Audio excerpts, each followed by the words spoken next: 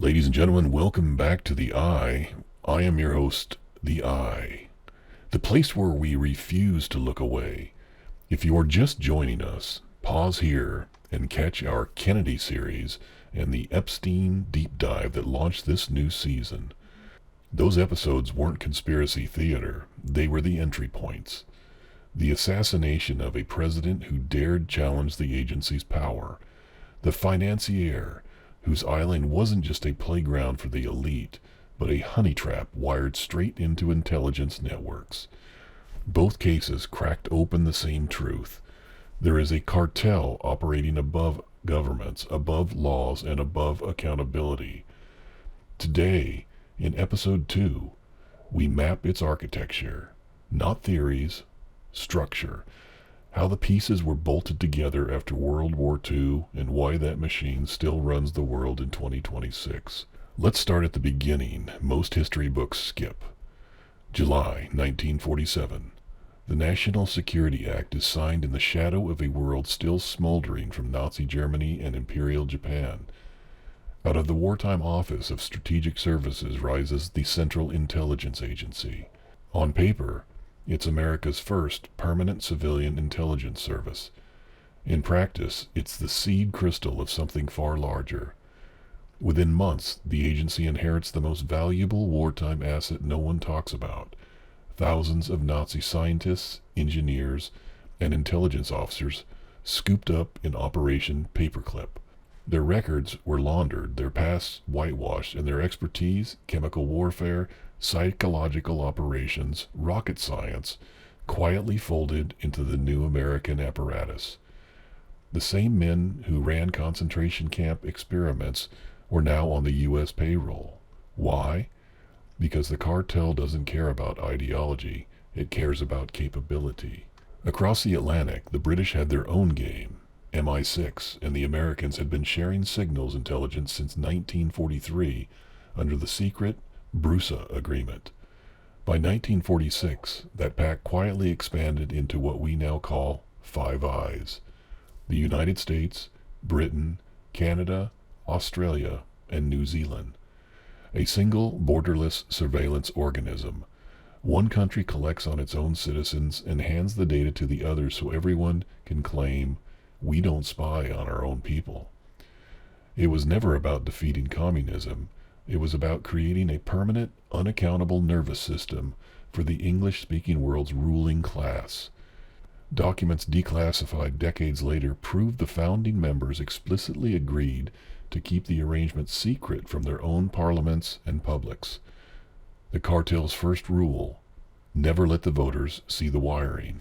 By the early 1950s, the machine was already flexing. Iran, 1953, Operation Ajax. The CIA and MI6 overthrow a democratically elected prime minister who wanted to nationalize oil. Guatemala, 1954, same playbook. The agency topples a government to protect United Fruit Company profits. These weren't rogue ops, they were proof of concept. Elected leaders are optional. The cartel decides continuity. When the Church Committee finally dragged some of this into the daylight in 1975, senators were stunned by the scale. Mind control experiments, MK Ultra, domestic mail opening, infiltration of universities and media. Operation Mockingbird alone placed CIA assets inside major newsrooms. The agency didn't deny it. They simply said the programs had been terminated. We know now they never stopped. They just went darker. Fast forward through the Cold War and the cartel perfects two more pillars: black budgets and plausible deniability networks. The Iran-Contra scandal in the 1980s showed the template.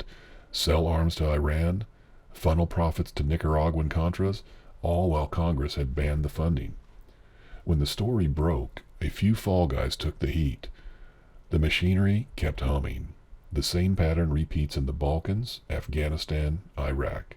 Heroin and cocaine flows mysteriously fund off-the-books operations while the public is told we're fighting drugs. The cartel doesn't traffic, it licenses and protects the traffic. Different flags, same balance sheet. The Patriot Act, the rise of the NSA, and the formalization of the community 16 U.S. agencies plus their Five Eyes siblings plus contractors. Edward Snowden's 2013 leaks pulled back the curtain on PRISM, X-Keyscore, and the full spectrum collection of every email, phone call, and webcam feed the cartel could touch.